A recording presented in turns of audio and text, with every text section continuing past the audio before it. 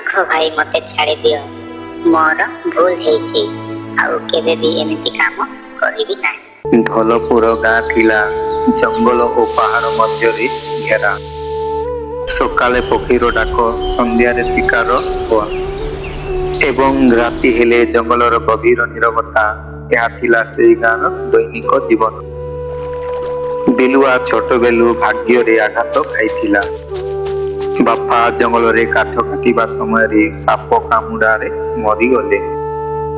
ମା ଦୁଃଖରେ ରୋଗୀ ହୋଇ କିଛି ବର୍ଷ ପରେ ଚାଲିଗଲେ।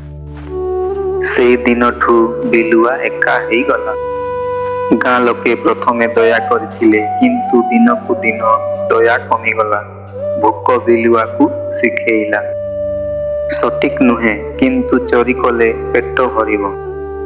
ପ୍ରଥମେ ସେ କେବଳ ଆଲୁ, ଚାଉଳ, ଶାଗ ନେଉଥିଲା, ପରେ କୁକୁଡ଼ା, ତାପରେ ଟଙ୍କା ଚୋରି ସେ ପାଇଁ ଆଦତ ହେଇଗଲା।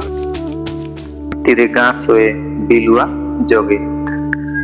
ଗାଁର ବୁଢ଼ା ମଣିଷମାନେ ଜୟ ଆଗରେ ବସି କଥା ହେଉଥିଲେ। କଳା ବାଘ ହେଉଛି ଜଙ୍ଗଲର ରାଜା, ସେ ଖରାପ ଲୋକଙ୍କୁ ଶିକାର କରେ।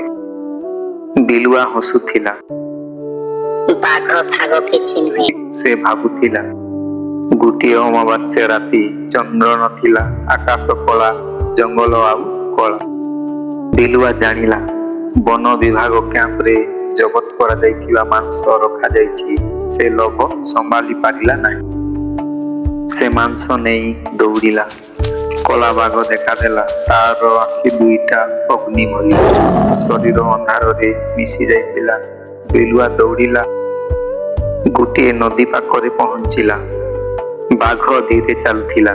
ସେ ଦୌଡୁ ନଥିଲା, କାରଣ ସେ ଜାଣୁଥିଲା ଶିକାର କେଉଁଠି ଯିବ ନାହିଁ, ମୃତ୍ୟୁ ସମ୍ମୁଖରେ। ସେ ଯାଇଥିବା ନଦୀ ପାଖକୁ ବାଘ ମଧ୍ୟ ପହଞ୍ଚିଗଲା। ବାଘ ଥମ୍ବିଗଲା, ଗର୍ଜନ କଲା ନାହିଁ। ଧୀରେ ମାଂସକୁ ଦେଖିଲା। ବିଲୁଆକୁ କହିଲା, ଆଉ କେବେ ଏମିତି କାମ କରିବୁ ନାହିଁ। ବାଘ ଡରରେ ବିଲୁଆ ଜଙ୍ଗଲ ଆଡ଼କୁ ଚାଲିଗଲା।